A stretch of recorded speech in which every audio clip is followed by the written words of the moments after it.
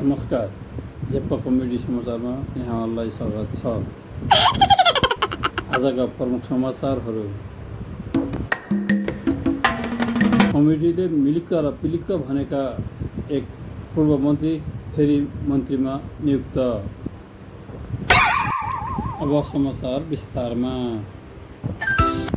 कमेडीले उपाधि दिएको पूर्व मन्त्री पिलिक्क र मिलिक्क भनेर चिनिने जेठा छोरा पुनः मन्त्रीमा नियुक्त भएपछि टोपी चाहिँ निकै मिलाएर लगाउने बताउनु भएको छ। पहिलाको ढल्काएभन्दा अझै ढल्काएर लगाउने कुरा उहाँले झ्याप्प कमेडी समाचारलाई बताउनु भएको छ।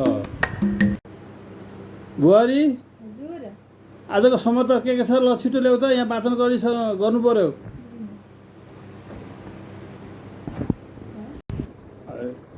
यो चाहिँ अब बुहारीलाई समाचारदाता बनाएर पठाएको थिएँ।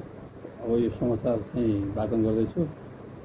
समाचार चाहिँ आकाशभन्दा निलो, समुद्रभन्दा गहिरो। यो त छोराबुहारीको शायरीको परेछ त, हैत तरिका। हस् त, फेरि थप समाचार लिएर अर्को भागमा उपस्थित हुनेछु। अहिले झ्याप्प कमेडी समाचारबाट बिदा हुन्छु। हस् त।